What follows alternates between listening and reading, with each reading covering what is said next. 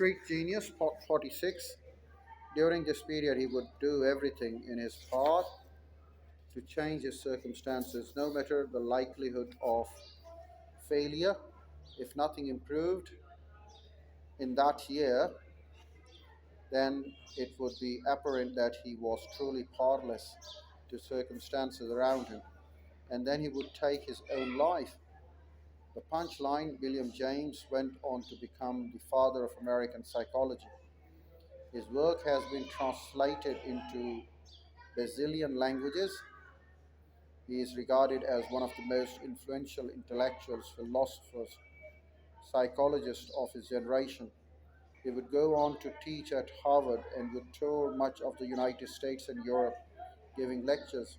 He would marry and have 5 children, one of whom, Henry, would become famous biographer and win a Pulitzer Prize.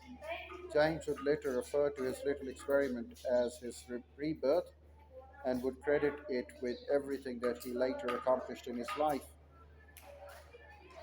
There is a simple realization from which all personal improvement and growth emerges. This is the realization that we individually are responsible for everything in our lives. No matter the external circumstances, we don't always control what happens to us, but we always control how we interpret what happens to us as well as how we spend it. Whether we consciously recognize it or not, we're all always responsible for our experiences. It's impossible not to be. Choosing to not consciously interpret even in our lives is still an interpretation of the events of our lives. Choosing not to respond to the events in our lives is still a response to the events in our lives.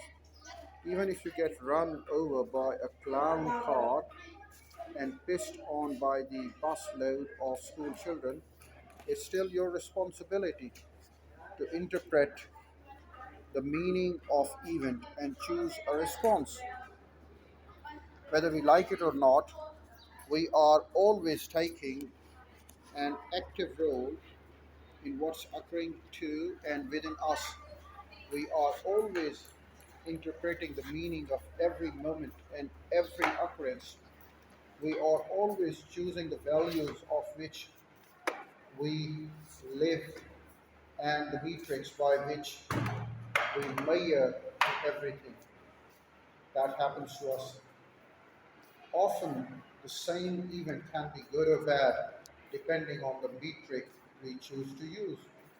The point is, we are always choosing whether we recognize it or we don't. Always. It comes back to how, in reality, there is no such thing as not giving a single fuck. It's impossible. We must all give a fuck about something. To not give a fuck about anything is still to give a fuck about something. The real question is that we the real question is, what are we choosing to give a fuck about? What values are we choosing to base our actions on?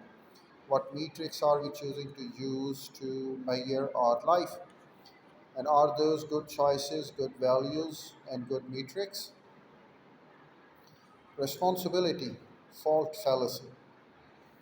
Years ago, when I was much younger and stupider, I wrote a blog post. At the end of it, I said something like, and as a great philosopher once said, with great power comes great responsibility. It sounded nice and authoritative. I couldn't remember who had said it.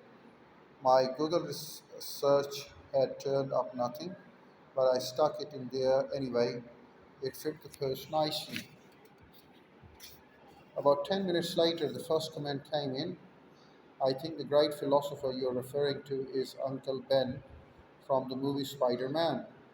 As another great philosopher once said, though, with great power comes the great responsibility. The last words of Uncle Ben before a chief whom Peter Parker let get away murders him on the sidewalk full of people for absolutely no explicable reason. That great philosopher. Still, we've all heard the quote.